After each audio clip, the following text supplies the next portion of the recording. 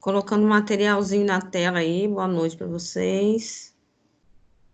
Vou abrir aqui para a gente iniciar. Qual é, professor? Tô aí, dá presença para mim aí. Valeu. Valeu, Lucas.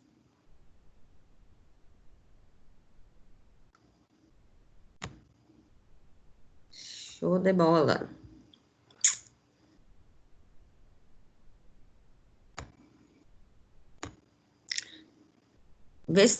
Vê se apareceu na tela para vocês, pessoal.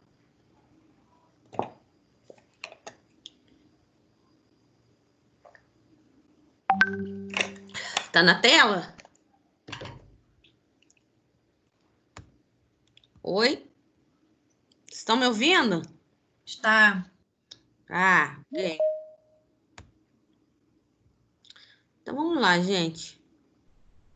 A gente estava falando das principais patologias, que é um dos eixos da Política Nacional de Saúde do Homem, tá? E nós falamos um pouco dos cânceres principais, né? Os principais tumores que acometem o homem, né? Eu trouxe aqui algumas tabelas, né? Estatísticas do Manual de Saúde do Homem, da Política Nacional de Saúde do Homem, para a gente já fazer uma análise do que a gente já estudou, né? E inicialmente eu coloquei no conteúdo, tá? Uma estatística, tá? Quem for entrando, gente, depois vocês vão me falando aí, porque tem gente que entra e sai e às vezes eu perco o fio da meada aqui, tá? Então, nós temos aí uma estatística, né, que está aí na tela de vocês, tá? Que aqui é do Manual da Política de Atenção Integral à Saúde do Homem, tá? Então, essa é uma incidência aí, né, de um ano anterior, né, de alguns dos tumores, né, das neoplasias que a gente já estudou, né? Se a gente ficar estudando, né, todas, né, o conteúdo vai ser muito extenso, né? Mas só para a gente ver que a gente está seguindo o roteiro certo, né?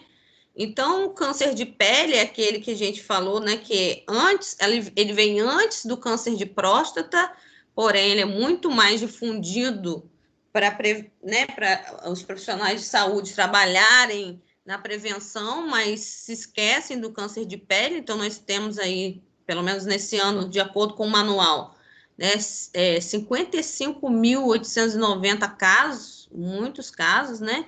Ele só perde para o câncer aí, o câncer de próstata só perde para ele, né? Depois vem sim, aí vem o câncer de próstata também, que tem um grande número. Tem, né, o de vias aéreas, que a gente falou um pouco sobre também, que é de traqueia, brônquios e pulmão, tá? Então, a gente estudou esses principais, tá? E aí vem, né, do trato digestivo, tá? Trato digestório, que tem aí o estômago, tá? Neoplasia de estômago, cólon e reto. E aí, depois a gente vai estar analisando essas questões, porque também, né? Porque a gente já sabe que o câncer, né, de vias aéreas é por conta do tabagismo, né? O câncer de pele relacionado ao trabalho, né? Em relação ao digestivo, por que os homens também são acometidos, né? Nesses órgãos específicos, né? Que aqui está, né, na estatística, que é estômago, cólon, reto, cavidade oral, a gente estudou, né? O bucal, câncer de esôfago, falamos um pouquinho também. Temos aí também as leucemias, tá? O outro câncer de pele, que é o melanoma, tem o não melanoma, que é o que ganha, e o melanoma, e tem outras localizações também, tá? Como o aparelho urinário, né, que a gente também não pode deixar de falar, né, que tem uma porcentagem menor, porém, né, a gente precisa falar, tá? Além disso, né, do câncer de próstata especificamente dito, a gente já estudou lá no início que tem hiperplasia prostática benigna também, que acomete muito os homens, né? Então, lembrando, né, dessas patologias. Se a gente está falando de patologia que mais acometem os homens, a gente tem que lembrar delas, né? E quando a gente fala, né, de câncer, né, quando a gente fala na estrutura, né, nos órgãos digestórios, né, a gente tem que pensar por que esses homens, né, eles também têm essa alta incidência de neoplasias nessa estrutura, nesses órgãos, né? Se a gente já estudou que o traqueia respiratório pelo tabaco, por outras condições também que a gente viu, que é por asbesto, silicose, né? Mas que são menores, né? O de pele a gente sabe, mas e o digestório? Por que nos homens também teria uma grande incidência de neoplasias nessas estruturas? Por que será? Vamos analisar um pouco aí essa situação. Quem pode falar um pouquinho? O que acontece também nessas regiões? Vou até voltar aqui para vocês falarem. Alguém comenta alguma coisa? Porque não só nessas estruturas, mas também tem aqui, ó, cólon, reto, estômago. Por que será? Leucemia, gente, muito característico ao trabalhador também, que lida com o quê, gente? Vamos pensar aí. Leucemias. O homem que trabalha onde que ele pode ter a probabilidade de ter, né, leucemia? Bora falar aí, Lucas, fala aí para nós. Fala um pouquinho para gente.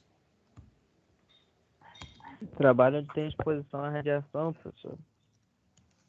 A radiação, aí você acha que no estômago? Qual leucemia? Leucemia, professor. Leucemia. E outro trabalho relacionado que pode causar leucemia? Exposição a agente químico? Exatamente, agrotóxico, tá? Os homens que trabalham por muitos anos expostos a agrotóxicos, que depois eu vou falar a questão da saúde do trabalhador, né?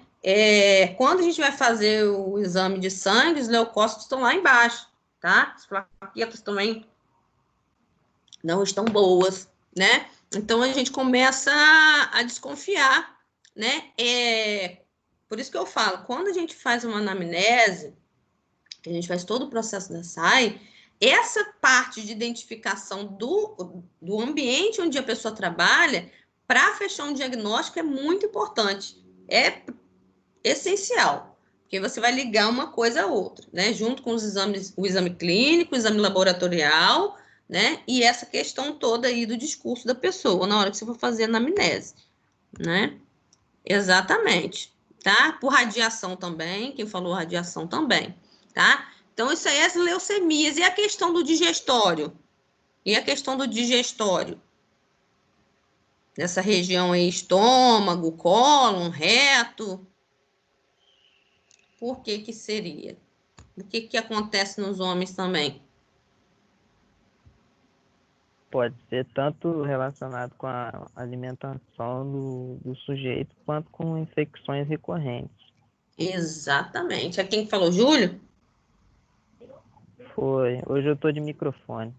Ei, muito bom. Isso aí, alimentação, né, inadequada, e aí a gente já viu, né, já estamos vendo ao longo do tempo que os homens eles têm uma alimentação totalmente inadequada, tá? E isso vai refletir, professora, mas eu sou jovem, só como besteira, não tem nada, mas a longo prazo, né, mais à frente a pessoa vai ter esse impacto, tá?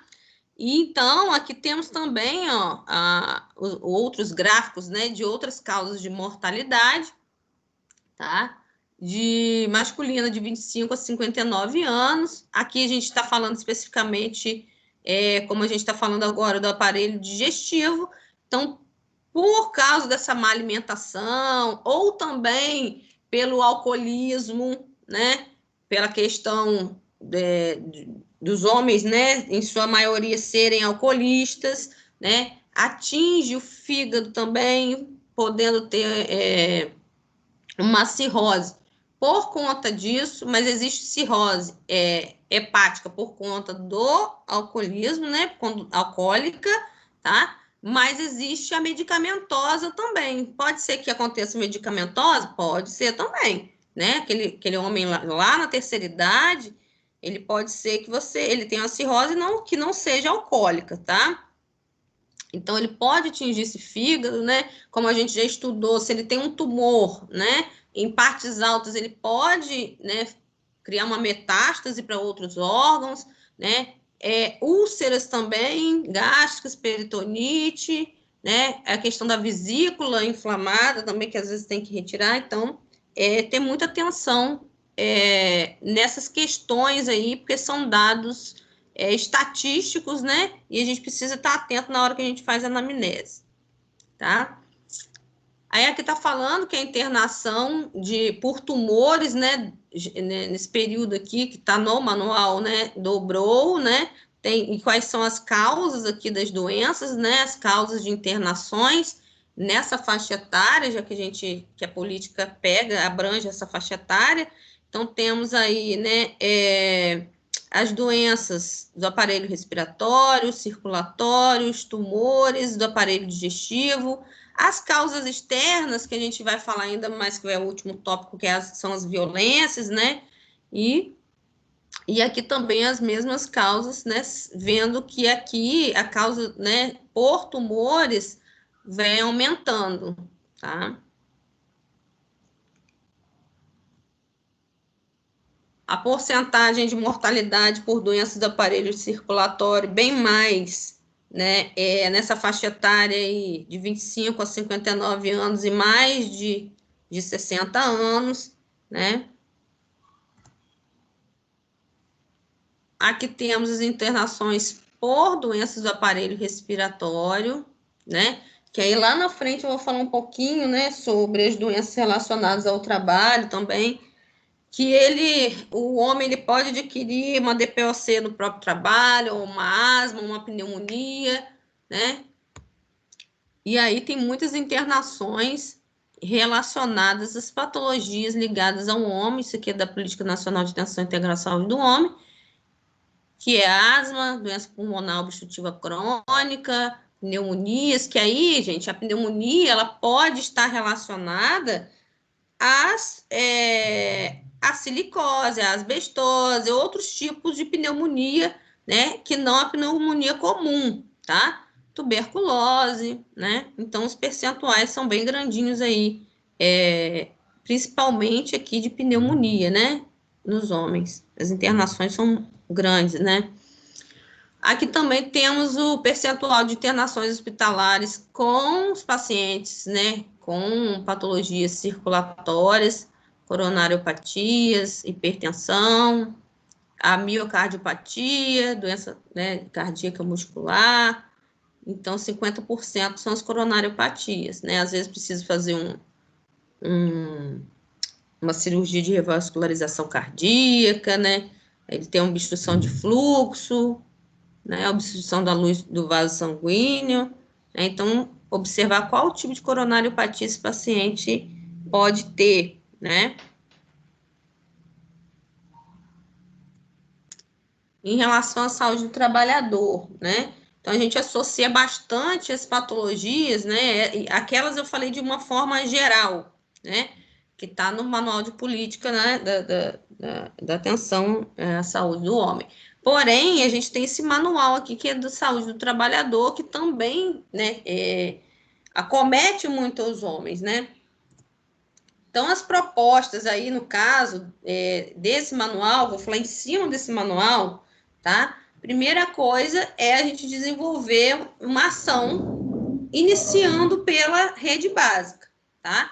Então, a gente vai iniciar pela rede básica, como eu já falei com vocês, com a ajuda, né, da porta de entrada do sistema, que é a estratégia de saúde da família, e com a ajuda dos agentes comunitários de saúde, tá? E, se necessário, nós vamos referenciar para atenção secundária e atenção terciária, tá? Então, professora, mas como que seriam essas ações, né? Nós já falamos anteriormente, mas nós vamos falar um pouquinho das atribuições gerais no território em si, tá? Então, existe uma equipe, tá? O que essa equipe deve identificar, o que essa equipe deve registrar, tá? Então, se fala de trabalho, né, e a gente já sabe, né, que o agente comunitário, né, só relembrando, a gente sempre tem que voltar a falar nisso, porque se a gente fala de SUS, a gente fala de atenção básica, a gente tem que voltar nisso, tá?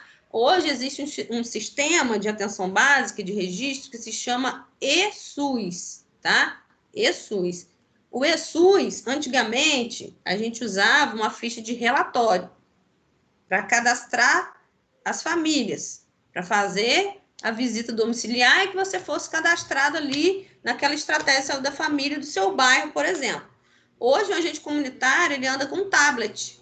Todos os agentes comunitários, eles têm um tablet. Lá tem os dados específicos, é só ele marcar com a canetinha, tá? E aquilo ali já vai automaticamente para o sistema da unidade e vai para o núcleo, né, de avaliação e controle, que a gente fala que é do município, e daí vai para o DataSUS, para os dados gerais, tá? Então, em relação à saúde do homem, em relação à saúde do trabalhador, a gente também tem que focar estratégias específicas, tá? Então, quem é essa população economicamente ativa, né? A gente vai separar, registrar isso aí por sexo, no caso a gente vai trabalhar com os homens especificamente, se a gente está falando de homem, né? Quais as áreas que eles trabalham ou que eles estão inseridos que conferem perigo, tá? Quais são os riscos potenciais para a saúde desse trabalhador, tá? Professora, mas isso não seria função do enfermeiro de saúde do trabalhador, né? Específico em saúde do trabalhador, né? Enfermeiro do trabalho? Não necessariamente, né? Porque o enfermeiro de atenção básica, ele pode ir nos locais de trabalho, né? E também fazer uma visita naqueles locais de trabalho, e também fazer educação em saúde naqueles locais de trabalho, isso não impede, tá? Até mesmo porque o correto é ter um enfermeiro do trabalho em cada empresa, mas nem sempre esse enfermeiro ele é atuante, ele realmente está lá o tempo todo para estar avaliando. Então, quando chega uma pessoa, né, que tem alguma patologia relacionada ao trabalho na nossa unidade, nós também somos responsáveis para estar junto com esse enfermeiro lá, até chamando ele mesmo para conversar, né, de que fez os exames, fez diagnóstico, que a gente precisa ver o quê? Um ambiente onde essa pessoa, no caso esse homem, ele trabalha, porque o agente causador, é isso que a gente tem que pensar, né? A forma que a gente tem que agir e pensar. Não adianta você tratar de uma coisa, né? Ah, eu vou dar antibiótico, eu vou fazer uma nebulização para broncodilatar, vou oferecer um oxigênio, e ele volta naquele ambiente de trabalho que é a causa, né? Que é o causador. Ele pode até voltar, mas será que ele, né, que ele está usando os equipamentos de proteção individual corretamente? Será que aquele ambiente ali onde ele trabalha, né, o tamanho onde ele fica é suficiente? Será que está tudo, né, dentro dos conformes para ele trabalhar, ou ele está trabalhando em um lugar que não está legal, né, e precisa também de uma fiscalização? Isso é saúde, gente. Quando você estuda SUS, Sistema Único de Saúde, a fiscalização dos ambientes de trabalho entra, saúde do trabalhador está dentro da lei do SUS, né? Então, você precisa também ter essa noção abrangente de saúde, que o ambiente de trabalho também tem que conferir um ambiente saudável para esse paciente, tá? Porque não adianta a gente tratar, porque ele vai voltar várias vezes, né, até complicar ou vir a óbito por conta dessa situação, tá? Então, colocar a nossa equipe para registrar isso, né? Ver os integrantes da família que são trabalhadores, né? Ou formal ou informal, né? Independente de onde ele estiver trabalhando, a gente está registrando isso. Se ele é trabalhador rural, urbano, esses dados vão nos ajudar no momento que a gente precisar, né? A faixa etária, né? E também, gente, a gente está falando da Política Nacional de Atenção, né, à Saúde Integral do Homem, que tem uma faixa etária, né? Porém, lembrando-se que também pode existir crianças, meninos aí, num trabalho precoce, enfim, se a gente quiser também voltar, né, a nossa atenção para isso, mas que não é o nosso foco agora, mas também é interessante sempre olhar essa questão, porque mais à frente, né, hoje é um adolescente, é uma criança trabalhando, mas amanhã vai ser um homem com LER ou com DORT, que a gente vai falar, que são as doenças ocupacionais relacionadas ao trabalho, ou seja, aquele movimento, né, ele faz aquilo há tanto tempo, né, a estrutura física dessa pessoa, ela não é adequada para fazer tal tipo de trabalho, né, isso é uma visão muito importante que o profissional de saúde tenha também, que ele aciona os mecanismos de justiça aí para entrar em conjunto aí e colocar tudo em ação. Conversa com família, infelizmente o enfermeiro ele também tem esse papel, tá? A gente vai registrar aí, né, identificar as ocorrências de acidentes, né, do trabalho ou doenças relacionadas ao trabalho, daqueles clientes, né, que são de trabalho formal ou informal, né? Tem o enfermeiro do trabalho, obviamente, que eu vou falar com vocês mais à frente, que ele vai emitir um CAT, né? Tem clientes que vão entrar pelo INSS, outros não, né? Mas talvez não tenha, então a gente pode emitir isso também, tá? Então, em relação ao acidente do trabalho, né? Então, várias patologias, né? Não é só acidente, quando a gente fala de acidente do trabalho, né? Muitas pessoas estão relacionadas só a trauma, né? Ai, fraturei o braço, amputei uma perna, né? Então, não é só isso, né? Não é só isso que a gente considera acidente do trabalho, né? Então, esse termo, ele se refere a todos os acidentes que ocorrem no exercício da atividade ou no percurso da casa para o trabalho e vice-versa, podendo o trabalhador estar inserido tanto no mercado formal ou informal do trabalho, é isso que eu acabei de falar com vocês anteriormente, né? Ao longo do tempo também, tá? Não é uma coisa casual, mas uma patologia que ela é adquirida ao longo do tempo também pode ser considerada acidente do trabalho, tá? São considerados aqueles que, embora não tenham sido a única causa, contribuíram diretamente para a ocorrência do agravo, tá? São eventos agudos, podendo ocasionar morte ou lesão, qual poderá levar à redução temporária ou permanente da capacidade para o trabalho. Então, por isso que a gente atua com prevenção, tá? Então, é um arranjo físico inadequado do espaço de trabalho, como eu falei, será que esse espaço onde ele trabalha, né, está adequado? A proteção, né, que ele usa, os EPIs estão adequados, né? Pode ser por falta de proteção em máquinas perigosas, ferramentas defeituosas, possibilidade de incêndio e explosão, esforço físico intenso, que aí vai levar às doenças ocupacionais relacionadas ao trabalho, que é a DORT, né? Levantamento manual de peso. Gente, na enfermagem, o que a gente vê de DORT, emissão de CART por DORT, não está no gibi, porque a gente pega muito peso, né? Na hora que a gente vai transportar um paciente, se a gente não tiver técnica, né?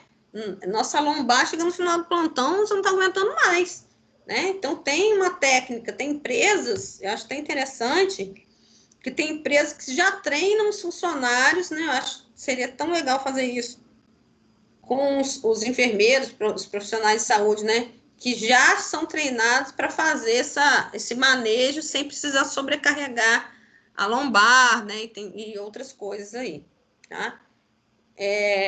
Então, aí tem levanta manual de peso, posturas e posições inadequadas, aí, né, relacionado àquele trabalho que a pessoa fica o tempo todo sentada, né, só digitando. Pressão da chefia por produtividade, aí mais a questão do psicológico, de estado mental, tá? Eles são patologias que são relacionadas a transtornos mentais, ritmo acelerado na realização das tarefas, repetitividade de movimento, que é o LER, né, lesão por esforços repetitivos, jornada de trabalho com frequente realização de hora extra, que tem muito a ver, né, no caso da enfermagem, né, que a gente ainda tenta pegar outros plantões, trabalho noturno, né, que é exaustivo ou em outros turnos, presença de animais peçonhentos no ambiente de trabalho, né, substâncias tóxicas, como eu falei, que pode causar leucemia, também são esses fatores específicos aí que podem ocasionar alguns tipos de patologias, tá? Então, temos o que a gente considera os acidentes fatais, né? Esses acidentes fatais, eles devem, lembrando que o responsável, né, para gerar a notificação é o médico e o enfermeiro, tá? Então, você sempre tem que ter, né, alguma ficha, né, de CAT no seu serviço, né? Ou se você não tiver, né, está entrando em contato com o enfermeiro da empresa, né, para já emitir esse CAT, que é uma comunicação de acidente de trabalho, e dentro do CAT, né, vocês podem grifar aí, que é comunicação de acidente de trabalho, a gente coloca a CID, né, que é a Classificação Internacional das Doenças, que a gente viu lá em saúde mental, que tem também, mas sem ser saúde mental, né, gente? A CID, ela serve para todas as doenças, tá? Então, dentro da CAT, né, quando tem um acidente fatal, um acidente grave, tá? A gente tem que lembrar de emitir a CAT. Quem emite a CAT é o enfermeiro ou o médico. Bem, por que eu estou falando isso? Porque agora mesmo tem uma amiga minha que está trabalhando na Petrobras embarcada. Ela disse que está fazendo isso. Ela está emitindo CAT para os homens, porque ela disse que a maioria lá é homem, né? Porque antes deles entrarem, né? Antes deles embarcarem, ela está fazendo o teste de Covid. Ela está tendo que fazer o teste. E alguns que são sintomáticos respiratórios, né?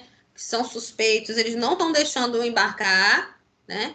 E aí ela tem que emitir um CAT aí, né?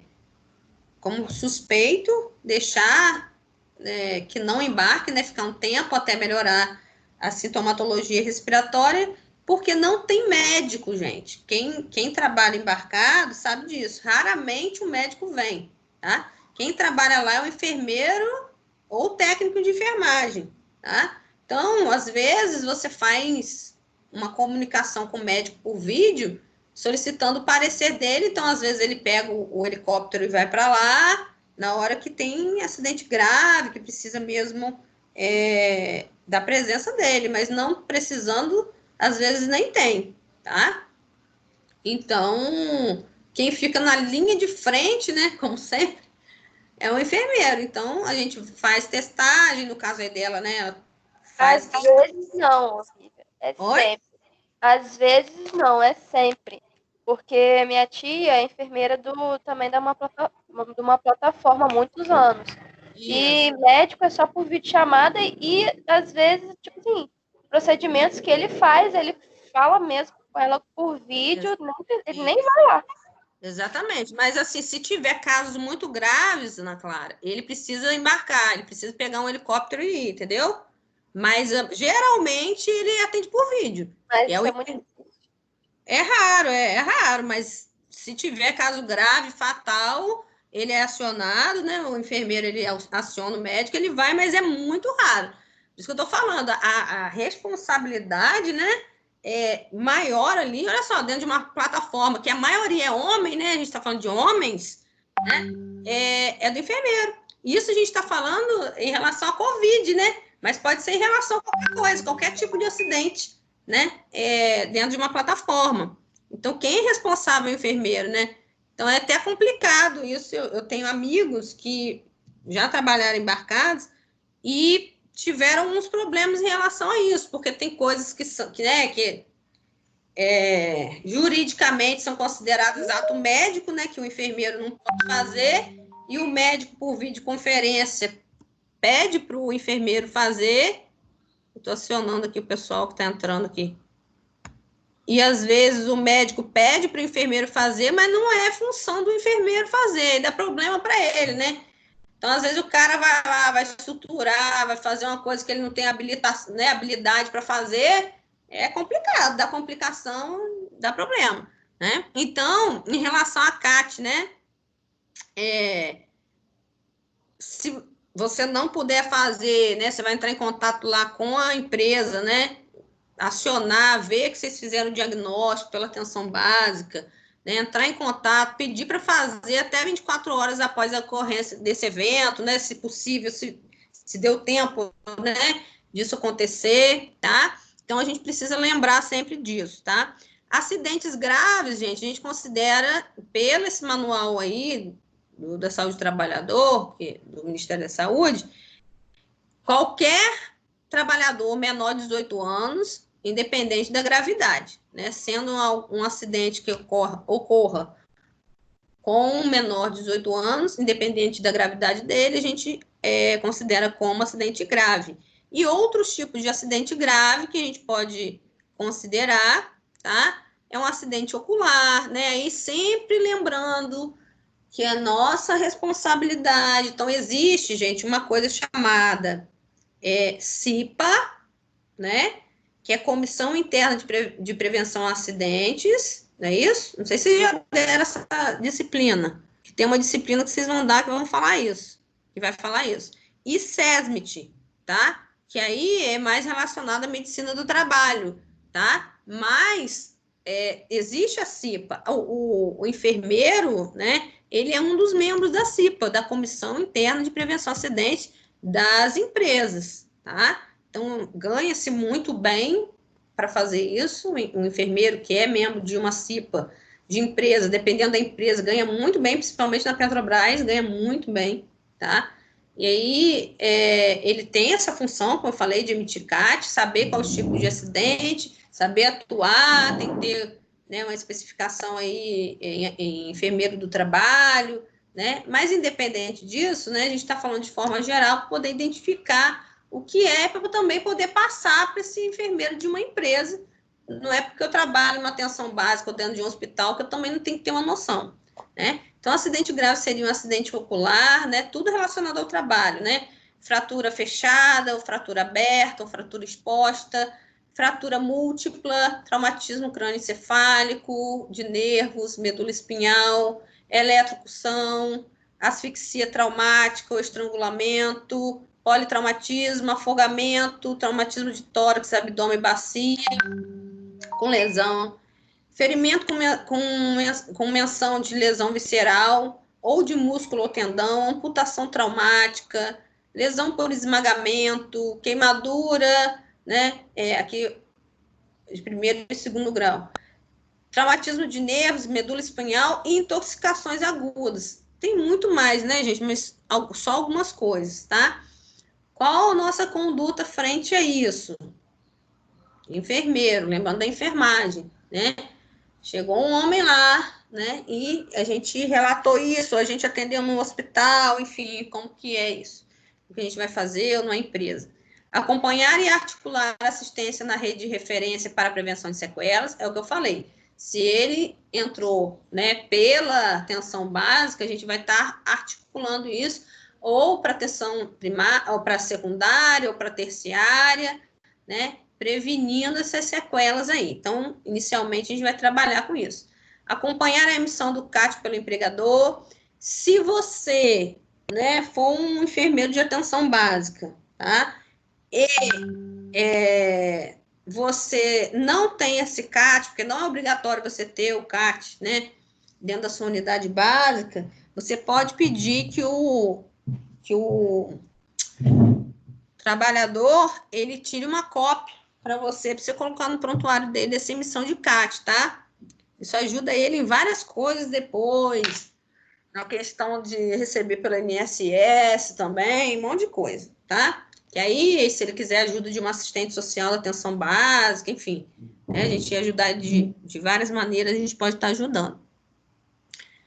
Bem, o médico ele precisa preencher o laudo, né, que é o LEM, que é o laudo médico, né, laudo de exame médico, notificar o caso no instrumento do SUS, que aí também tem um instrumento específico de acidente do trabalho, depois eu vou falar para vocês. Então, a gente notifica, investigar o local de trabalho. Então, a gente precisa investigar o local de trabalho, como eu falei com vocês, né? Então, não adianta toda hora esse homem está me procurando na unidade, ou ele está sendo internado lá na clínica médica, e a gente não está orientando ou entrando em contato com o enfermeiro de lá para ajustar, tá? E, gente, se não der, né, porque as pessoas, é muito triste, as pessoas não têm instrução, as pessoas não entendem, né? Mas se a gente entrar em contato com a vigilância sanitária, se ele estiver num ambiente insalubre, um ambiente que não está adequado para ele trabalhar, ele pode estar notificando a vigilância, ele pode fazer uma notificação anônima. Você também, como profissional, você pode fazer a notificação profissional, ou você, né, faz mesmo expondo sua identidade, você pode fazer anônima também, tá? Mas o ideal é que você converse com o cliente, né, e com os familiares em relação a isso, e sempre orientando que existe essa possibilidade, tá? Porque as pessoas, elas trabalham nos lugares, né, hoje, por essa questão de estar muito difícil o emprego, as pessoas aguentam muita coisa, né, elas vão aguentando, né, a carga, né, a sobrecarga no ambiente de trabalho, quando vê ela está doente, né, e toda pessoa é substituível, né, e depois você perde o emprego, perdeu a saúde, né, naquele local, e para a gente sempre estar instruindo esse paciente, nossa função também é instruir, né. Então, investigar o local de trabalho, visando estabelecer relações entre o ocorrido e as situações de risco presentes no local de trabalho, tá? Então, a gente sempre está atento ao que está acontecendo, sempre registrar no prontuário desse paciente até o que você viu lá, né, no ambiente de trabalho daquele paciente. Tá? Você tem autonomia para isso, a não ser, né, óbvio que você vai entrar em contato, você vai pedir uma autorização, tá, para fazer isso. Desenvolver ações de intervenção, considerando os problemas detectados no locais de trabalho. Às vezes, esse problema você identifica em uma pessoa, mas depois, quando você vai começar a buscar, né, para ajudar essa pessoa, você começa a identificar que tem um monte de homens, um monte de outras pessoas com a mesma doença, a mesma patologia, né? E aí você pode fazer aí um mutirão, uma campanha, enfim, trabalhando essas questões aí relacionadas ao trabalho, tá? Orientar sobre os direitos trabalhistas, previdenciários, né? Após a alta hospitalar, né, no caso, realizar acompanhamento domiciliar, registrando as avaliações na ficha, né? E que é específica, que a gente chama do SIAB, como eu falei. Os instrumentos do SUS são o SIAB, que é o Sistema de Informação e Atenção Básica. Sempre registrar. Se não for em papel, sempre na unidade tem um computadorzinho com o driver lá do SIAB, né? Com as fichas do SIAB. Então, sempre registrar lá, sempre deixar registrado, tá? Nós só conseguimos diminuir, né? Fazer um diagnóstico local, gente, diminuir os casos das doenças se a gente registrar, se a gente notificar. Se a gente não notificar, a gente fica perdido, a gente não sabe o que a gente faz, tá? Então, tem algumas doenças específicas, né, que o manual traz para a gente aí no Saúde do Trabalhador em relação às doenças relacionadas ao trabalho. Então, como a gente já falou, né, tem algumas doenças que são causadas por agentes físicos, né, que são ruído, vibração, calor, frio, luminosidade, ventilação, umidade no local de trabalho, né, algumas pressões anormais, radiação. Tem os agentes químicos, né, que a gente falou que são as substâncias tóxicas, elas podem estar nos ambientes de trabalho em forma de gases, né, a pessoa inala aquilo ali, né, fumo, névoa, neblina, poeira, né, então também pode causar algum tipo de patologia, né? Agentes biológicos, né? Se a pessoa trabalha diretamente com esses agentes, que são bactérias, fungos, parasitas ou vírus, né? E também até pela organização do trabalho, como eu falei, né? Como que se divide esse trabalho, como que é a pressão em relação à produtividade no trabalho, né? Será que essa carga não é excessiva? Será que o ritmo não é acelerado? Será que ele não, né, não tem LER ou DORT, que é lesão por esforços repetitivos, ou doença ocupacional relacionada ao trabalho, por conta dessa repetitividade dos movimentos, né? Essas jornadas extensas de trabalho. Como eu falei, na enfermagem nós temos muito LER e DORT no CAT, né? Por conta de pega peso, né? Bota o paciente na cadeira, tira da cadeira, né? Então tem toda uma dinâmica, né? Para poder fazer isso, né? Tem cursos específicos, gente, eu acho até legal falar isso para vocês. Tem cursos específicos que ensinam a gente a como pegar. Então, flexiona o joelho, né, estica o ombro, né, afasta os braços, né, usa o oleado, né, para poder tirar o paciente. Então, não precisa pegar, às vezes um pega na perna, outro pega no braço, pega tudo de forma errada, né? Então, tem a técnica, né? Por isso que vocês estudam na faculdade, para saber a técnica. É muito interessante, vou ver se eu encontro também depois, a forma de tirar o idoso, um paciente obeso, para botar na cadeira de banho, por exemplo, né, ou na cadeira de roda. É muito legal ter uma forma específica de fazer, para que você também não lese, né, não tenha lesão muscular, né, então tem toda essa questão assim, tá? Fora, gente, que se você pegar de uma forma diferente, né, você também pode estar fraturando um braço, uma perna, né, a bacia, né, do paciente, enfim, tá? Então, temos aí as doenças das vias aéreas, né? Que eu já falei. Quando eu falei da silicose, né? Que é a pneumonia causada por sílica, né? E a asbestose, né? Essas duas doenças causadas nas vias aéreas, elas são chamadas de pneumoconioses, né? As pneumoconioses mais encontradas aí nesse ambiente de trabalho, que acometem mais os homens, né? É a silicose, eu já falei até, acho que foi na aula passada, retrasada, sei lá, teve uma aula que já falei, né? Causada pela inalação de poeira de sílica, né? Caracterizada aí por um processo de fibrose pulmonar, né? Então, ele tem dispneia justamente porque não tem essa elasticidade, né? Não consegue ser mais elástico, né? De inspirar, fazer aquele movimento de inspirar e expirar, né? Se você observar, né, um pulmão com silicose, né? Que a gente fala que é silicose pulmonar, ele pode ter também nódulos isolados, né? Nesses estágios iniciais, e vários nódulos conglomerados, né? E uma disfunção respiratória mais nos estágios avançados, tá? Então, aqui, ó, atinge trabalhadores que trabalham em vários ramos, tá? Então, eu já falei para vocês que pode ser na mineração, né, de tanto subterrânea quanto superfície, né? Corte de pedras, britagem, que, gente, eles né, inalam, né, esse pó. Moagem, lapidação, em fundições, em cerâmicas, em olarias, que a gente tem aqui em Campos, aqui temos muitas olarias, jateamento de areia, escavação de poços, enfim, né? Aonde a gente pode estar associando, né, que seja uma silicose, né, silicose pulmonar, né? Os sintomas, né, após longos períodos de exposição, cerca de 10 a 20 anos, é uma doença, né, irreversível, né, mas a evolução dela é lenta e progressiva, tá? Inicialmente tem tosse e escarro, tá? Aí a gente vai ver pela uma imagem radiográfica, vai ter alteração, né? Produção de muco, né? Geralmente inicia em base pulmonar.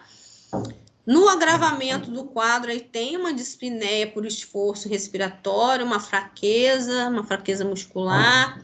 No estágio mais avançado, uma insuficiência respiratória, né? com dispneia, com os mínimos esforços e até em repouso mesmo tem dificuldade para respirar, tá? Tem a silicose aguda, que é rara, né?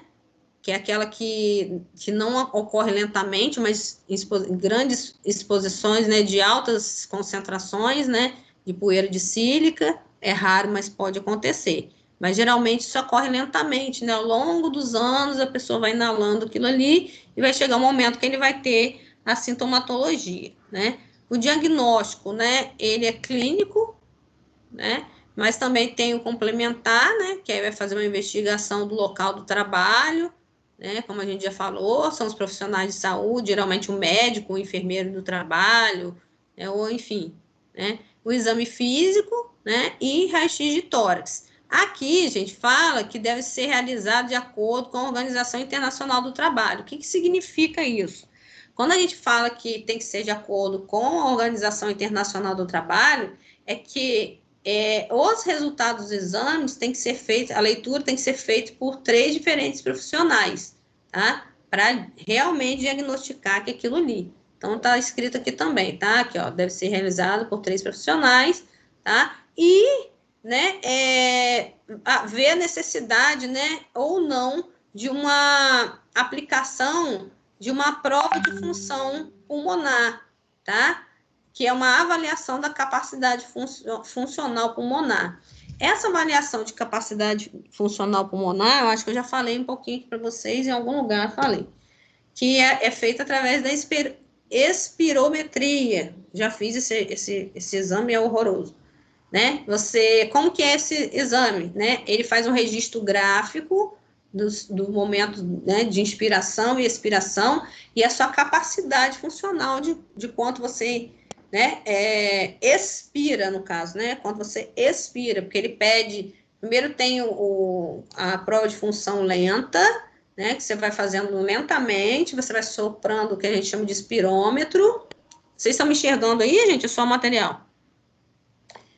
Vocês vão soprando esse material, esse espirômetro, e depois, gente, o médico, né, ele usa um broncodilatador também para poder depois, né, avaliar a capacidade funcional do pulmão, melhor ainda, e aí ele pede para expirar até acabar esse momento total de expiração. Inspira profundamente e expira sem parar até o final, tá? É um pouquinho incômodo, mas aí no momento que você está expirando, né, vai fazendo o registro gráfico aí da sua capacidade funcional, tá? Então, tem uns parâmetros específicos, aqui é uma foto de um pulmão com silicose pulmonar. Depois eu vou mostrar para vocês, gente, isso aqui é uma fibrose, tá?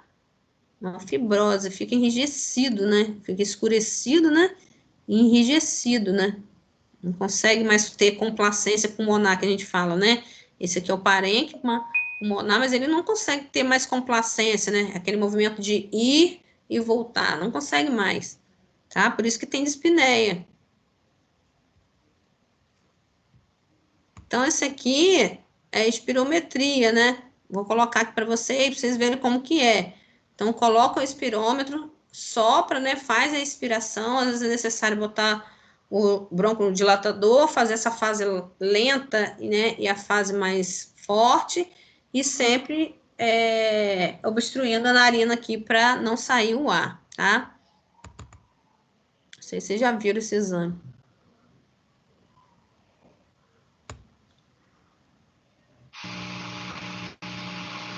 Os valores derivados da espirometria são influenciados por sexo, idade e, especialmente, estatura. Nunca se deve aceitar a estatura referida pelo paciente, que é sempre superestimada. A estatura deve ser medida sem sapatos, com... Espera um bocadinho, gente, que eu vou aumentar a tela aqui, não sei se tá pequena aqui para mim.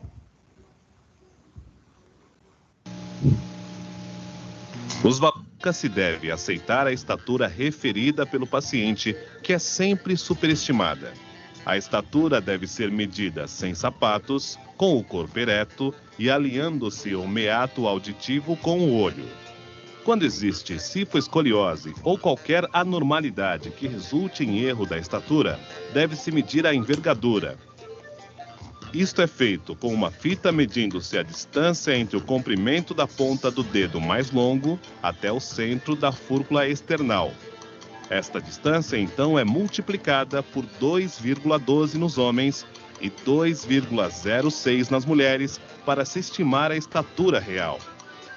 A calibração é feita antes dos testes, com uma seringa de 3 litros de volume, que deve ser fornecida pelo fabricante, com todo e qualquer equipamento vendido. A seringa é conectada na entrada do espirômetro e os 3 litros são injetados. O erro máximo aceitável será de 100 ml, isto é, o computador deve registrar uma leitura entre 2,9 e 3,10 litros. Em espirômetros de fluxo, diferentes velocidades de injeção são frequentemente feitas, com o objetivo de avaliar a linearidade. Estela, vou explicar para a senhora como é feito o teste de função pulmonar, tá bom? Eu vou fechar o nariz da senhora. A senhora vai pegar o bocal que está em cima da mesa, colocar dentro da boca, em cima da língua, e vai respirar normalmente, bem tranquila. Até eu pedir para a senhora puxar o ar e soprar bem comprido, tá? Não precisa ser muito forte, bem comprido, até eu pedir para a senhora puxar o ar novamente, tá bom? Vamos começar o teste, então. Vou fechar o nariz da senhora, pode pôr dentro da boca, respirando normal, bem tranquila. Fecha bem a boca e vai respirando normal. Isso, bem tranquilo. Respira normal. Isso. Puxa o ar agora. Isso, sopra agora todo o ar. Vai soprando sem parar, sem parar, sem parar, sem parar, sem parar, sem parar, sem parar, sem parar, sem parar, sem parar, sem parar, sem parar. Puxa novamente, puxa. Isso, pode tirar da boca. Isso, muito bem. Estela, eu vou ensinar para você agora como que é feito a manobra forçada, tá bom?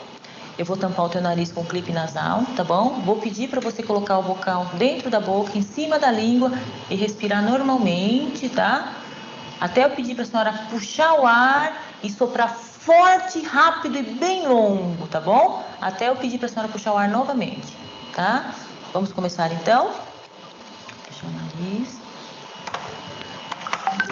Pode pôr dentro da boca, em cima da língua e respirar normalmente. Fecha bem a boca. Isso, respira normal. Isso, bem tranquila, respirando normal. Isso, respira normal. Isso, respira normal. Puxa o ar.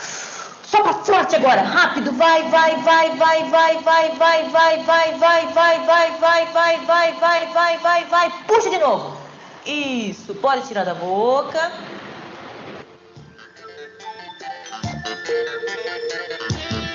Dona Estela, o teste mostrou que a senhora está com os brônquios fechados. Eu vou dar broncodilatador para a senhora e depois de 10 minutos vamos repetir o teste.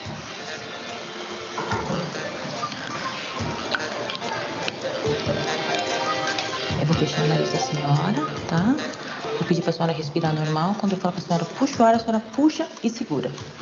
Respira normal. Puxa. Segura, segura, segura, segura, segura, segura, segura, segura, segura, segura, segura, segura, solta. Ok, pode tirar da...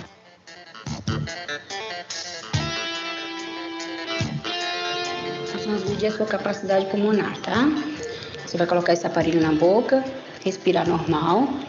Aí eu vou falar pra você encher o pulmão, você enche lá no fundo, sopra bem forte e comprido. Só vai parar de soprar quando eu falar. Tá? No finalzinho você enche novamente. Segura aqui. Nos últimos 3 anos, aparelhos de bolso precisos se tornaram disponíveis. Alguns registram numa tela de cristal líquido as curvas para visualização imediata e fornecem os critérios para teste adequado. A popularização destes espirômetros irá permitir ao clínico geral a realização dos testes em maior escala, o que nos Estados Unidos levou a uma recomendação para a realização de espirometria em todos os fumantes com mais de 40 anos. Então, gente, essa espirometria é um pouco desconfortável, né? Porque você precisa colocar todo o seu movimento inspiratório e expiratório, com aquele clipe nasal dá um desconforto, né?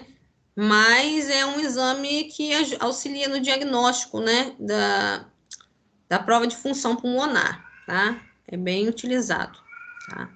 Então, no caso aí da silicose, até da asbestose também é indicado, tá? Então, nós temos a silicose, né? Nós temos aí a asbestose, que a gente já falou, que é uma patologia causada pelo asbesto também, né? Daqueles trabalhadores que trabalham produzindo cimento, né? Que é o amianto, né? Então, sem ser isso, né? Pastilhas de freio, materiais de vedação de piso, né? Produtos têxteis, aonde pode, né? Encontrar os trabalhadores que podem ter isso aí, tá? Como mantas, aqueles tecidos resistentes ao fogo, né? Ela está associada ao amianto, é uma doença ocupacional, por isso ela precisa ser também notificada, tá? Emitir CAT, colocar na ficha do CIAB, né? Ela é de caráter progressivo e também irreversível, como a silicose, né? Tem um período de latência superior a 10 anos, né? Podendo se manifestar por alguns anos após cessada a exposição, tá? Então, às vezes, o que significa, né? A pessoa já parou de ter contato com aquilo ali durante muito tempo, porém, lá na frente que ela vai apresentar os sintomas, tá? Como que a gente vai caracterizar esse paciente? Ele também tem dispneia, ele tem dificuldade de respirar aos esforços, né? Ele tem estertores crepitantes. O que seriam os estertores crepitantes em base pulmonar? Lembra que eu falei para vocês que geralmente há produção, né, de muco em base pulmonar? Então, quando a gente fala de ruído adventício, isso aí você tem que lembrar lá de semiologia, né? Que temos os murmúrios vesiculares universalmente audíveis, não é isso? Que é quando você faz a ausculta normal, tá? E nós temos os ruídos adventícios. Um dos ruídos adventícios são os estertores crepitantes. Professor, mas como que eu vou saber isso? Através da ausculta pulmonar. Vocês deram isso em semiologia, então a gente faz, né? Só relembrando, né? Tá? Vocês já deram, tá? Então a gente vai, né, alinhar, né, o tórax, né?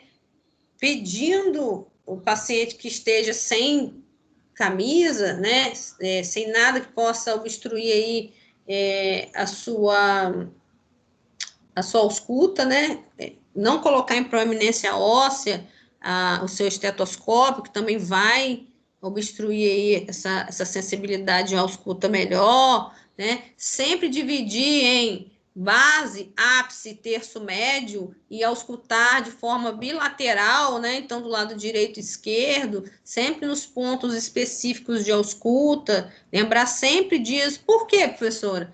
A gente tem que sempre auscultar ápice, base e terço médio. Porque, às vezes, nem sempre o que eu tenho lá na base é o que eu tenho no ápice. Às vezes, eu posso ter dois ruídos pulmonares, um indica uma coisa, outro indica outra, depende da localização, ou às vezes num pulmão eu tenho uma coisa, num lobo eu tenho uma coisa, no outro lobo eu tenho outra, né? Então a gente precisa estar auscultando no método correto de ausculta, né?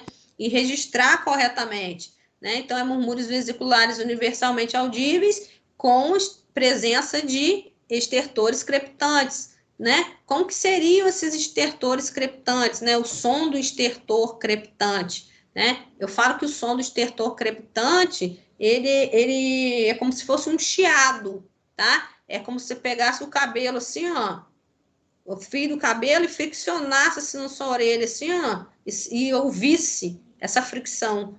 É quando a pessoa inspira e expira, tá? Ela tem esse som. Isso é um estertor crepitante, tá? É diferente do sibilo, que o sibilo é como se fosse um miado de gato, né?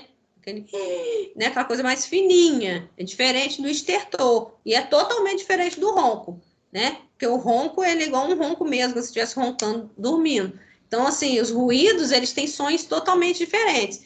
Então, você auscultou, né, que é o exame clínico, né? Você tem uma ausculta de um estertor crepitante, né? Você tem, né, uma imagem radiológica ali em base pulmonar, né, dessa produção de muco, né? E tem todas essas características. Você já pegou esses dados desse paciente, né?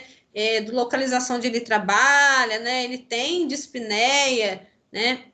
Aos esforços, como que essa situação desse paciente, tá? Ele tem uma fraqueza, né? O diagnóstico, né? Como o outro também, como a gente falou, é a partir da história clínica, sempre conversando, buscando os dados, né? Clínica e ocupacional, também indo lá ver o ambiente onde esse paciente trabalha, né? Conversar com o enfermeiro do trabalho lá, né? Enfim, manter o contato, fazer o exame físico e ver as alterações no raio-x, né? Como que está essa radiografia de tórax, pede PA e perfil, né? Ver integralmente, tá? Então, aí nos casos, né, mais avançados aí, algumas alterações aí, né, pode avançar para um câncer pulmonar, né, acometer a pleura, pericárdio, né, e o peritônio. Aí tem uma fotinho aqui, gente, é muito engraçado que eu estava lendo sobre isso, e tinha uma foto, eu ia botar aí, não botei não, um pulmão de pedra, né, eles falam que é pulmão de pedra, por conta da asbestose, né, do produto, né, que esse cliente ele inala, o pulmão ele vai ficando rígido, como se fosse uma pedra, tá vendo aqui? Isso aqui é uma parte de tecido pulmonar, e ele fica bem rígido, tá vendo? Você vê que é uma fibrose, obviamente, né, mas é bem pior do que essa aqui, ó, bem pior. Isso aqui é né, ó, aqui é como se estivesse bem empedrado mesmo, tá? Então, não tem mesmo como a pessoa respirar normalmente, não, depois de estar em contato com essa substância, né? Por isso que é muito importante a gente trabalhar com prevenção, né? Na CIPA, sempre falar dos equipamentos de proteção individual. Bem, outra coisa que pode se encontrar aí, né, como patologia nos homens, né, trabalhadores, é a asma ocupacional, né? E às vezes é pela inalação de substâncias que eles mesmos têm alergia e não sabem, né? Que causam alergia neles, né? Que são alergênicas, né? Então, quais exemplos, né? Poeiras de linho de algodão, borracha, o próprio couro, né? A sílica, como a gente falou, a madeira vermelha, são substâncias que umas pessoas podem ter reação, né? E causar reação nos clientes, tá? Então, causa aí, como a gente já falou, uma asma brônquica, né? Tendo dispneia, tosse, né? Sensação de aperto no peito, né? E chieira, né, acompanhados de rinorreia, né, secreção que sai pelo nariz, espirros, lacrimejamento, e aí a gente vai sempre estar relacionando a asma a isso, porque às vezes a gente só relaciona a asma à questão do desconforto respiratório, não é só isso, né? Aí na asma, né, quando você vai observar, esse paciente ele tem sibilância, já é diferente do paciente com asbesto, que tem estertores, aí você vai encontrar um paciente que tem sibilo, totalmente diferente, né? Porque é um estreitamento aí da via, né? Voltando aí para o material. Então, a gente tem que associar essas outras sintomatologias também. A queixa desses pacientes que inalam essas substâncias é que a tosse ela piora mais à noite, tá? Na fase noturna, ela piora. Não que ele não tenha essa tosse de dia, tá? Mas é mais à noite. E outra coisa, não necessariamente diferente do asbesto, não necessariamente a gente vai encontrar um pulmão com secreção, não, tá? A asma pode estar também ele pode apresentar uma tosse seca, porque ela é uma tosse alérgica, tá? Aí, ele pode evoluir para uma pneumonia por conta da alergia em si, da substância, tá? Mas não necessariamente você vai encontrar, tá? Outra coisa também que pode acontecer, né, como um acidente do trabalho, e pode ser queixa, né, quando chega na nossa unidade, né, ou no hospital, o paciente está relatando para a gente, é a perda auditiva por indução de ruído, né? Então, às vezes tem um ruído muito grande, o local onde ele trabalha, a vibração, né, ele tem a diminuição da acuidade auditiva, tá? Então, ele está por muito tempo, né? Ah, professora, mas isso ocorre em pequeno período de tempo? Não. Às vezes a pessoa fica anos ali num trator, né, trabalhando num lugar que tem um aparelho que faça uma vibração ou um barulho muito alto, e ele até se adapta. Ele se adapta a essa manifestação do ambiente ali, e quando ele vai observar que ele não está ouvindo mais, já é até tarde, né? Não consegue nem muito ajudar esse paciente, não, tá? Então, pode acontecer de ter perda auditiva, né? Que é também uma patologia que pode estar associada ao trabalho. E aí, gente, lembrar de, né? Se você é enfermeiro do trabalho, ou independente de ser enfermeiro do trabalho ou não, sempre referenciar e orientar a ele trabalhar com protetor auricular. Existem os protetores para isso, né? É óculos, é capacete, é o protetor auricular, para que não haja um desgaste, né? As emissões otoacústicas, né? Quando eles são muito fortes, tem uma vibração muito forte na nossa cóclea, vai destruindo os receptores, né, dessas ondas, e aí vai perdendo a audição e a pessoa não percebe, tá? Então, sempre lembrar de prevenir, protetor auricular. Outra coisa que a gente falou é a LER ou DORT, que é a lesão por esforço repetitivo, que pode ser um distúrbio, né, como eu falei, o DORT, né, distúrbio osteomolecular relacionado ao trabalho, tá? Então, o que vai me caracterizar em relação a LER e DORT? Eu coloquei aqui LER e DORT, porque no manual tá LER e DORT, mas hoje, eu já fiz algum curso que fala sobre isso, nem tá mais se falando essa sigla LER, tá falando mais DORT, né, que é uma dor relacionada ao trabalho, pela repetição, né, pela questão dos movimentos repetitivos, ou você abaixa e levanta, pega peso, ou você fica sentado sempre naquela mesma postura, ou você sempre digita, aquilo da síndrome do túnel do carpo, né, pode ser que aconteça por conta disso, de tanto você ficar anos digitando, anos fazendo aquele mesmo movimento, né, ou por horas ficar fazendo aquele movimento, ou ficar em pé, enfim, né, Então, tem várias características que se relacionam, tá? Não são só essas, não, tá? Mas, como exemplo, formigamento, dormência, fadiga muscular por alterações de tendões, musculaturas e nervos,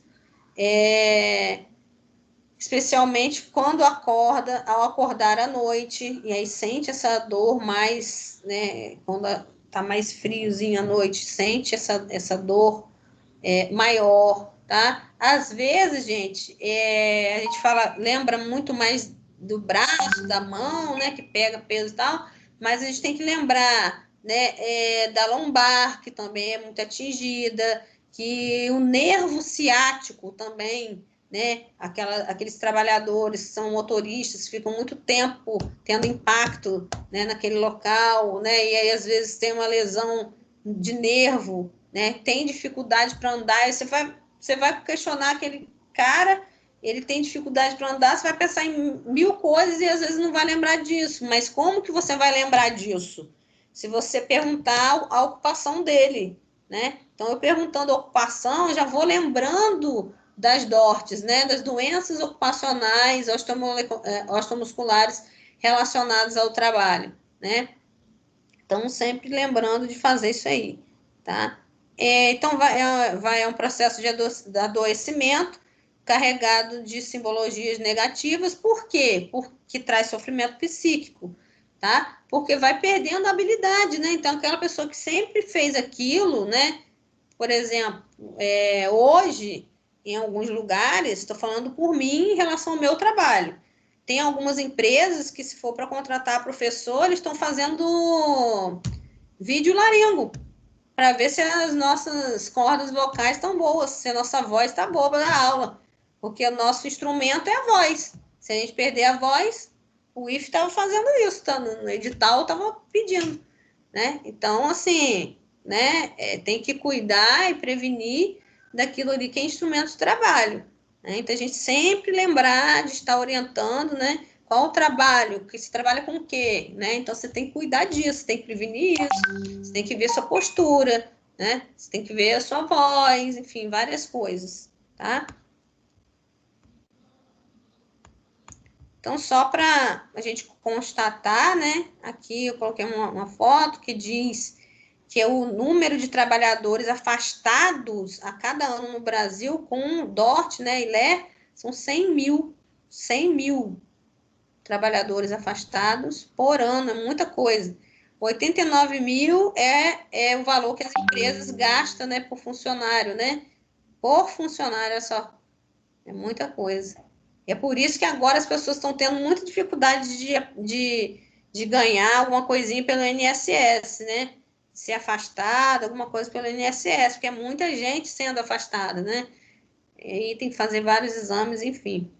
Então, gente, lembrando de todas as profissões, né? Principalmente as dos homens, né? Todas, gari, quem trabalha como cozinheiro, enfim, né, que trabalha muito com a mão, né, que também faz aquele movimento repetitivo, né, quem trabalha no computador, né, então prevenir, né, é a melhor solução, né, a gente pode estar trabalhando muito bem na atenção básica com a prevenção na unidade, também indo às empresas fazendo essa prevenção, né, com esses homens, geralmente são homens, né. Então, aí está falando, prevenir é a melhor solução, aí fala um pouquinho do que é LER, né, o que é lesão por esforços repetitivos, o que pode acontecer, né, e aí tem algumas citações aqui, como eu já falei anteriormente, tá? Então, falando para se prevenir também, sempre ver a posição, a postura, né, o ritmo de trabalho e a técnica, que é muito importante a gente lembrar disso, tá? Outra coisa, gente, que pode acometer o homem, que também acomete muito mais homem que mulher, né? É o que a gente chama de intoxicação exógena por agrotóxico. E aí, quando é uma intoxicação por chumbo, tá? O nome dessa doença é saturnismo, tá? Saturnismo, tá?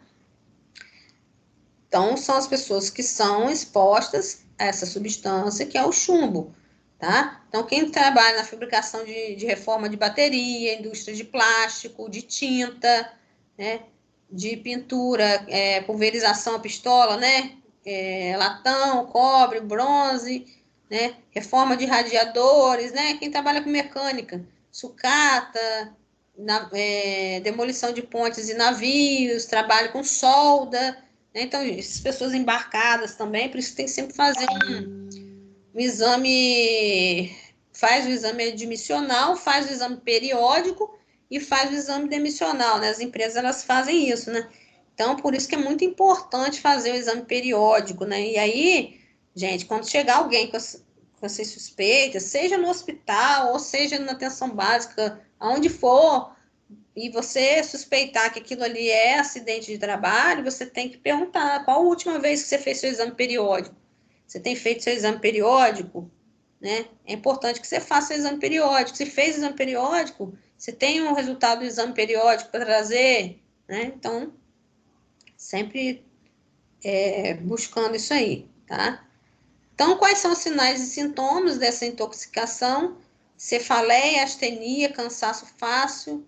E aí essa pessoa ela começa a ter alteração, né? Confusão mental, irritabilidade, hostilidade, agressividade, redução da capacidade de controle racional, alterações do estado mental, né, e habilidade psicomotora, redução da força muscular, pode ter queixas de impotência sexual, libido, dor no estômago, que é epigastralgia, dispepsia, pirose, azia, eructação, que é o, né, é o arroto, né, vulgarmente fala arroto, eructação, né, a orla gengival de Button é a gengiva friável, né, ela é mais fácil sangramento, dor abdominal aguda, tá? E uma fase maior aí, né, esse paciente, ele pode ter aumento e modificação da frequência do volume urinário, as características da urina, né, edema e hipertensão arterial, tá? Então, esse é o saturnismo, né? Agora, nós temos a intoxicação por mercúrio, tá? Ela pode ser chamada também de hidrargirismo, tá? Ela pode ser por inalação, ela pode ser causada através de via digestiva também, né? A substância ser consumida, né? O mercúrio metálico, ele é utilizado em garimpos, né? Pessoas que trabalham em garimpos, na extração de ouro e prata, né? Na produção de cloro, de sódio, de termômetros, de barômetros, né? E quem trabalha com odonto, né? Amálgama, tá? Aquilo que faz o nosso dente, tá? O que pode causar no ser humano, né? Irritação de pele, né? E mucosa. Irritação de pele e mucosa, tá? A intoxicação, ela pode afetar o pulmão, trazendo pneumonia, bronquite, bronquiolite, tremores, né? Aumento da excitabilidade, a sensação de euforia, né? Por conta de atingir o sistema nervoso central, né? E as exposições prolongadas em baixas concentrações, dor de cabeça, cefaleia, redução da memória, instabilidade emocional, diminuição da atenção, tremores, fadiga, perda de apetite, perda de peso, insônia, diarreia, distúrbios de digestão, né? O sabor metálico nos alimentos, salivação intensa, que é cialorreia, irritação na garganta e afrouxamento dos dentes, tá? E também a gengiva friável, né? Que ela fica mais sensível também. Aumento de proteína na urina, que é proteinúria, causando aí a síndrome nefrótica, tá? Mas, em comum, ele vai relatar pra gente que tem gengivite, que ele tem cialorreia, salivação intensa, ele tem irritabilidade e ele tem tremores, tá? Quais seriam outras causas, né? Outras intoxicações? Intoxicações por solventes orgânicos. Então, tem homens, pessoas também que trabalham, né, com solventes. Aí também é o que eu falo, né? A questão da pessoa aderir, adquirir leucemia, também alguns solventes, né, que a gente fala que são até aqueles venenos, né? Que é um veneno, né, para o nosso organismo, ele pode causar leucemia também, tá? Qual seria o diagnóstico dessas intoxicações? Vai ser na história clínica ocupacional, então você vai fazer um exame clínico, você vai fazer um diagnóstico com exames complementares, tá? Você vai fazer o diagnóstico ocupacional em relação ao ambiente de trabalho, né, fazendo a investigação, e outras causas também, que pode ocorrer com um homem, né, que ser queixa, né, para o enfermeiro. Algumas doenças de pele relacionadas ao trabalho, que a gente fala de dermatoses ocupacionais, ou dermatites ocupacionais, tá? E aí você vai sempre associar também ao trabalho, sempre perguntando, né? Ele está em contato com o quê? Qual tipo de substância? Ou se ele é alérgico a que tipo de substância, se no trabalho dele tem essa substância que possa estar dando essa dermatite ou essa dermatose, né? Distúrbios mentais, né, por conta do trabalho que eu falei, né, a pressão, né, excessiva do trabalho, né, a sobrecarga do trabalho pode causar distúrbios mentais, né, que são patologias de transtornos mentais, que a gente também pode considerar, tá? E outras causas também pode ser algumas patologias causadas por picadas de animais peçonhentos, dependendo do local onde ele trabalha, tá?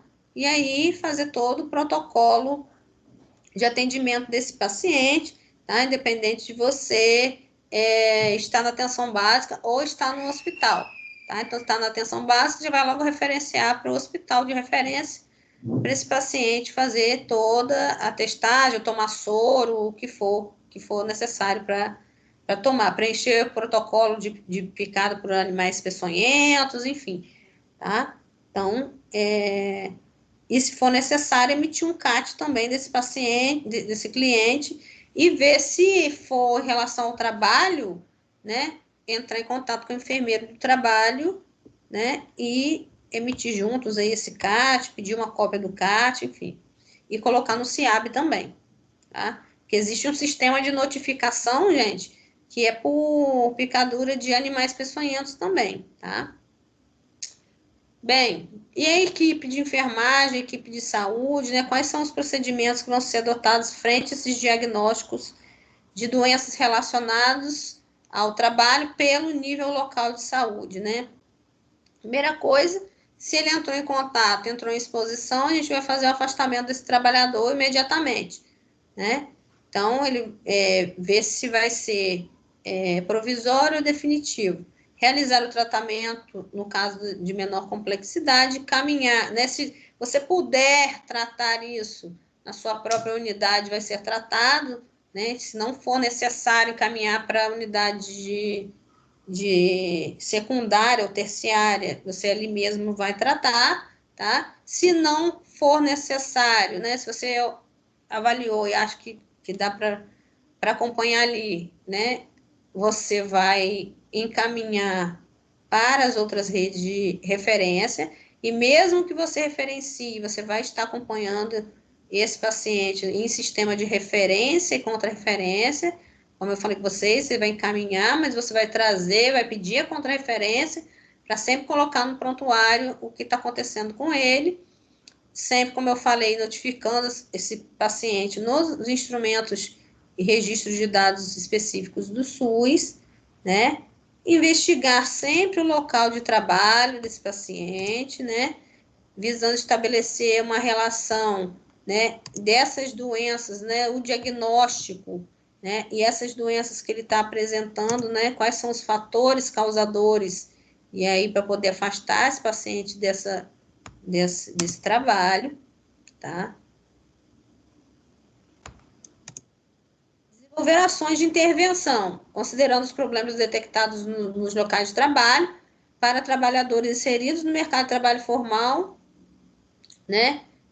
E outra coisa, quando a gente investiga, né, e diagnostica uma pessoa, né, e a gente sabe que outros também podem ter essa mesma doença, a gente já pode fazer uma ação coletiva, né? Propor isso aí à empresa para fazer uma ação coletiva, tá? Então, fazer o acompanhamento desse empregador, tá? Preencher a CAT caso necessário. Se você tiver, se você não tiver, você não precisa preencher a CAT. É só entrar em contato com o enfermeiro do trabalho. Tá? É o comunicado aí, sempre botar a CID, Classificação Internacional das Doenças. E quem vai preencher o laudo é o médico, quem fica em cima do médico aí para poder preencher isso, né? Porque às vezes ele vai ficar em cima de você para pegar, né, atestado, para querer afastar e para poder pegar os direitos deles judiciais, né? Como benefício no INSS e outras coisas, tá? Orientar sobre os direitos trabalhistas previdenciários, e aí né? Se você não souber, você pode referenciar ele mesmo para a unidade, né? Cada município tem um lugar. Aqui em Campos, é ali embaixo do Ninho das Águias ali, o INSS, então a gente encaminha, né? E ele vai lá com essa documentação toda. Tem que ir com laudo, tem que ir com CAT, tem que ir com tudo, tá? Beleza, gente. Então, uma atividade muito brevezinha, tá? Para nós, para a gente diferenciar as esqueci um ezinho aqui. Pneumoconioses, que é a asbestose e a silicose, tá? O que é o saturnismo e os seus sintomas, né? Mencionar, aí vocês vão fazer em casa, né? Que vocês podem enviar tudo de vez para mim. 3 diagnósticos de enfermagem de acordo com os sintomas do saturnismo, tá? O saturnismo, ele é uma intoxicação por quê? Qual substância? Igor? Chumbo.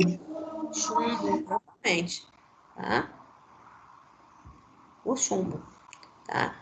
Então, e quais os sintomas de um paciente com intoxicação por mercúrio? Também vai mencionar 3 diagnósticos de enfermagem do NANDA, tá? O que é espirometria, né? O que seria espirometria? Matias. O que é espirometria? Se não souber, alguém pode falar.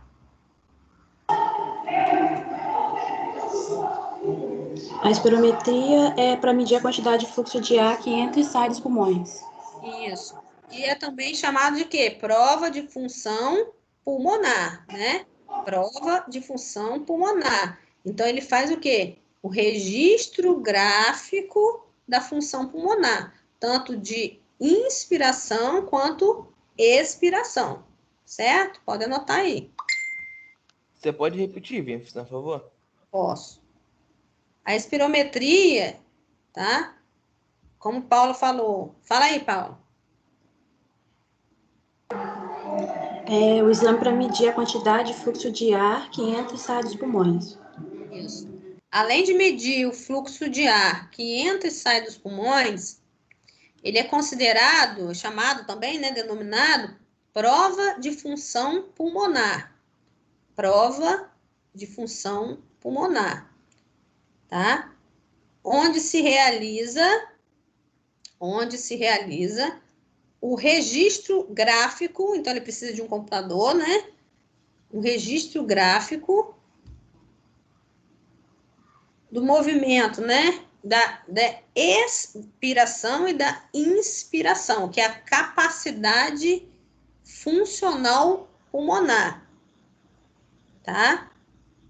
E aí, gente, como foi mostrado ali, né? Então, como que se faz? Através daquele esforço mais lento, né? O esforço respiratório lento.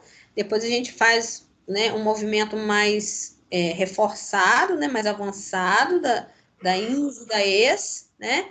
E depois a gente usa um broncodilatador para ver também como que essa capacidade funcional do pulmão pulmonar com um broncodilatador, tá? Sempre usando um clamp nasal, né? Então não adianta você fazer espirometria sem clamp, né? Sempre usando um clampzinho nasal, pedindo para ele inspirar, puxar, puxar e soltar, soltar, soltar até o máximo, tá? Beleza. O que seria LER e DORT? O que é LER e DORT? Qual é a sigla LER e DORT? O que significa a sigla LER e DORT?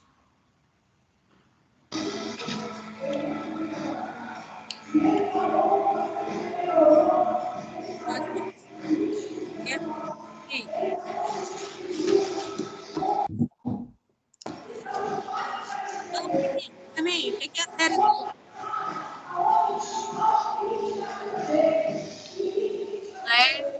Lesão. Pode falar. Isso, lesão. Lesão Isso. repetitivo e DORT, distúrbio osteomuscular relacionado ao trabalho. Isso. Aí tem locais que também falam que doenças ocupacionais relacionadas ao trabalho. Pode falar osteomusculares também. Tá? Show de bola. Então, são movimentos repetitivos que aí o profissional vai ter. Com assistência de enfermagem realizada nos casos de acidente de trabalho em homens. Então, vamos citar uns 3 aí. Vamos citar uns 3. Assistência de enfermagem, umas 3 assistências. O que a gente vai fazer em relação a isso?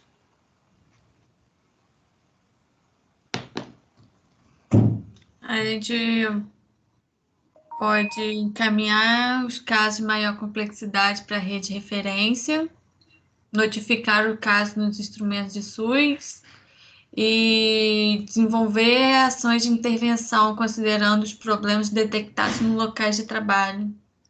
Exatamente, tá? E lembrando sempre de entrar em contato ou de emitir o CAT, né? E botar a CID, né? E sempre ver também o laudo médico. É sempre assim, ó, CAT, CID, e seria CID dentro do CAT, né? Que é a comunicação de acidente de trabalho, registrar nos instrumentos do SUS e o laudo médico, tudo junto, tá? Então, isso é função do enfermeiro, que é aquela coisa mais gerencial, né? Teve um acidente de trabalho, lembra logo de comunicado de acidente de trabalho, tá? E agilizar os exames desse paciente, né? Ver tudo direitinho e acompanhar, tanto próximo à casa dele, na unidade, né? Quanto no próprio trabalho, para ver se outra ação, né? Uma das primeiras que a gente falou é o afastamento dele do trabalho, do local de exposição. Certo, gente? Beleza de Creuza? Terminamos. Dúvidas? Não? Então, gente, essa atividade, eu falei ontem com o pessoal de nutrição, vou falar para vocês. Nossa semana de prova inicia dia 22. Então, anotem aí que a nossa prova de saúde do homem vai ser, então, dia 24, né? Que cai numa quarta-feira, tá? Provavelmente. E outra coisa, a gente vai fazer essa prova por uma plataforma chamada Microsoft Forms. Nós estamos tendo um treinamento ainda dessa plataforma, mas vai ser por essa plataforma. Provavelmente eles vão estar conversando com vocês em relação a isso, tá? Cuidar das pessoas que não entregaram atividades, porque vai ter ponto de atividade, ponto da prova, e os artigos que foram feitos também vão valer ponto. Então, são essas pontuações. Deixa eu ver se era só isso que eu ia falar. Dúvida, gente, em relação a alguma coisa? Não? É muita matéria, né? Deixa eu só pegar... Muita matéria. Muita matéria. E não deve ser só a minha, não. Fico pensando nisso, né? Deve ser as outras também. É muita doideira. Eu achei que a V1 e a V2 ia ser junto, não é? Mas, vamos lá. Então, vamos lá. Pamela, Karina, Matias, Gente, Gisele, Paula, Igor, Ana Clara, Presente. Ana Clara, Felipe, Presente. Felipe, Presente. Júlio. Eu só tô vendo esse. Presente. Tem mais alguém? Só tô vendo esse. Eu tô aqui, professor. Eu tô aqui. Eu é quem? Eu quem? Jocerlan. Ah, Jocerlan. Jocerlan. Tá, já botei. César. Você falou? Falei. César. César. Botei. Delmo tá aí também, não tá? Mas é Edelmo César, professor. Ah, é. César. Eu chamo você de Edelmo. Edelmo, tá César. Tá, acabou? É isso mesmo? Pamela, Karina, Matias, Gisele, Paula, Igor, Ana Clara, Felipe, Júlio, Jocelyn, César e Edelmo. Tem Thalita também, E professor. Lucas tá aí também, professor. Lucas. Thalita, Lucas tá. Lucas, eu botei aqui. Lucas. Beijo, gente. Professora, César e a Delma é a mesma pessoa, professor. Botei aqui. Quarentena, gente. Valeu, boa noite. Isso Boa também noite. tá presente, hein, Vivian? Tchau. Vivian. Boa noite, tchau. Tchau.